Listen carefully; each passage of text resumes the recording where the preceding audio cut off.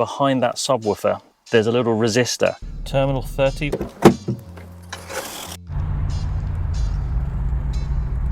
So we got the rear battery good, voltage regulator good, and the alternator, that's good. Hey! She's gone! Let's move on, 'cause it's time to move on. It's finally happened. I've got that dreaded red battery warning visit workshop come off of my dash. But I'm not going to panic too much. She's an old car, she's 20 years old, and let's break the problem down. Things that I know that are good on the car. I know the rear battery should be good because I've only just replaced it. When I say just, I've replaced it about 4 years ago, maybe only 3.5, and it's a genuine Mercedes battery, which I've always said recommend you buy. They just work, they're really good. So the battery is good, and the reason I know it's good is because the roof, when I power it down, all the heavy electronics in the car, that's what that battery in the back is actually powering. Okay, secondly, let's talk about the voltage. So the voltage is provided by the alternator, and on the back side of the alternator you've got a voltage regulator, and it does what it says. It regulates the voltage so that you can have a maintained level. When I put a multimeter on it, and I actually have one permanently wired in just to my cigarette lighter down here, I should sit around about 14.1 volts to charge the battery. So if you turn on the lights, put a bit of load on the car, anything that uses power, you'll see that the volts should fluctuate. Within a second they'll pop back up and they should sit around about 13.9 to 14.1 volts, which it does. So that's telling me that my alternator should be all good in the hood. It also tells me that the voltage regulator should also be all good.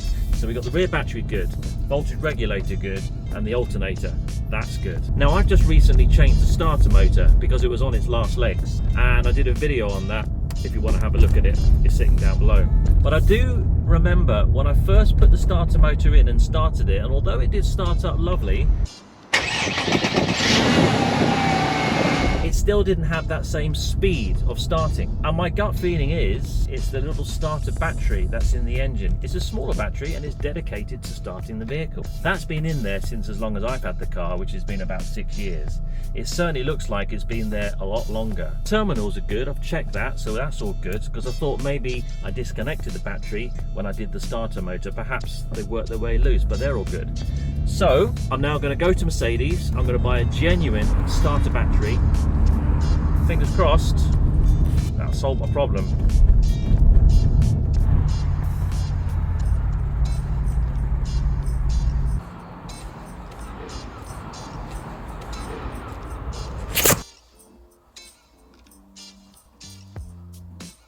Hey, is there a battery put aside for Alex?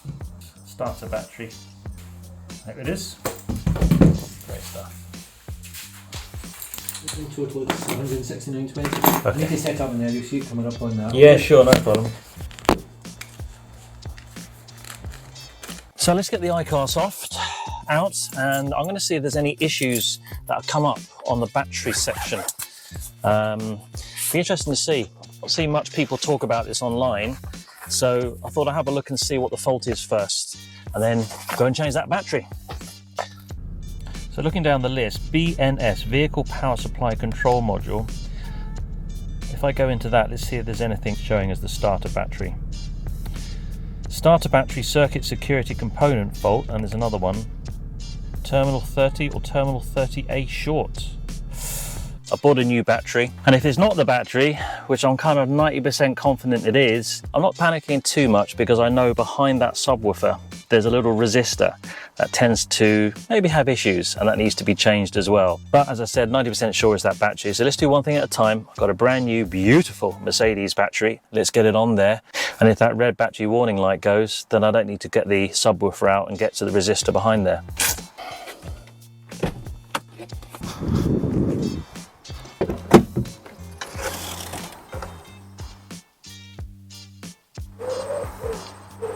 So you can see just how small this little battery is here, but let's get it changed. So whenever I'm disconnecting a battery, I always tend to do the positive first. Get that out of the way. All right, good, that's that.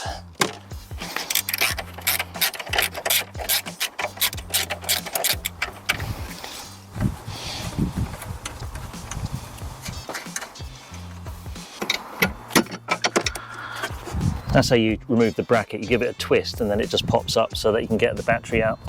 It's a good idea just to remove this little cover as well. There's a little clip on the side here and there's one on the other side too. And it just makes it that little bit easier. And now you should be able to just lift the battery. All right, let's get this other battery out that I've just bought.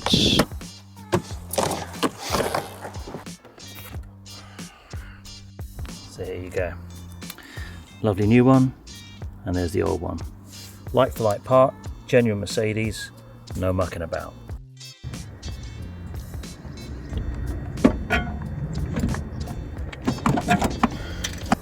Obviously take off the little cap.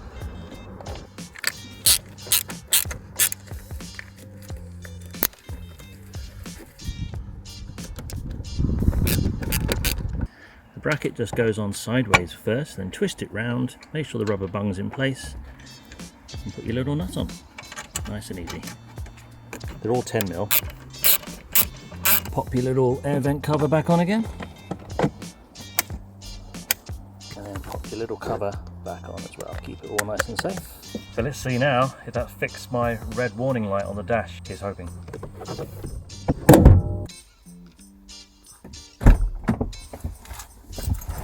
So it's not a battery that you need to program either. Some batteries, BMW typically, you need to tell the car that you've put a new battery in there, because there's certain battery conditioning monitoring systems which, if you just put a new battery in, it will continue to charge it at a certain amount of current. The older batteries need less or more, and you're supposed to tell the car. But this is just a starter battery, so we don't need to do any of that, because I asked the guy in the shop. Should we turn the dash on and see what happens? Here we go, fingers crossed.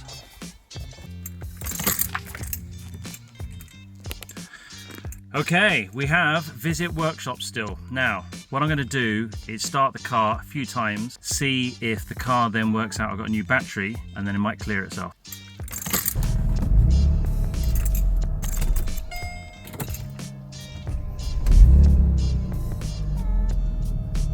So importantly, when I start the car, she's definitely stronger. The speed at which that starter motor turns, we'll have a listen, is so much faster than it was before.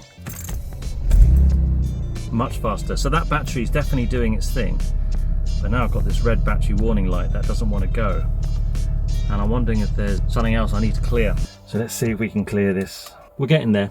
We're getting there. Thanks if you consider subscribing, by the way. It makes all the difference. I'm only a one-man band. I'm a small YouTuber, but I love to try and help people. I love to try and save you money, time, effort, and stress. Helps me make these videos. Let's get this problem fixed, eh? Appreciate it. Starter battery circuit security component fault, and there's another one. Terminal 30 or terminal 30A short. Well, let's go and clear the code and see. Right, fingers crossed, let's clear the fault memory. So let's watch the dash and see if anything happens. Clear fault memory, let's go, press enter. Hey! She's gone! No! Oh man, that is amazing news. That is amazing news. Right, so I've turned the car off. I'm going to turn it back on.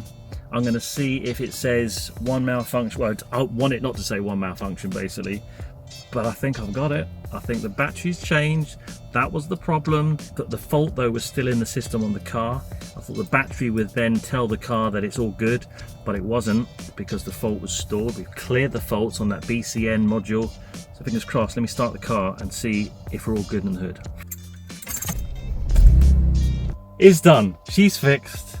Yet again. Thank you to iCarSoft. This thing here, it's amazing how much it can do for the money that it costs. The customer service may not be that good, which is why I've done these videos, because I find a lot of people have kind of come to me now saying, can you do this, can you do that, because they're not able to get through to the customer service. But for the cost of what this is, and how many times this has got me out of trouble, I can't tell you. So let's have a little recap. The BCN was the little menu I went into. There were two faults. One was showing that the battery had a open circuit basically. We cleared it, they've gone away. The battery is so much stronger because the starter motor now just flies. We're all good. If this is your sort of thing, my name's Groovon. I do loads of videos on just trying to sort stuff out yourself and save you a bit of the old moolah, you know what I mean? There's loads of stuff I've done, especially on Mercedes and especially on Mercedes SL. So there's a little playlist here which you might be interested in. Appreciate it if you subscribe. Enjoy the ride. groove on, cause it's time to move on.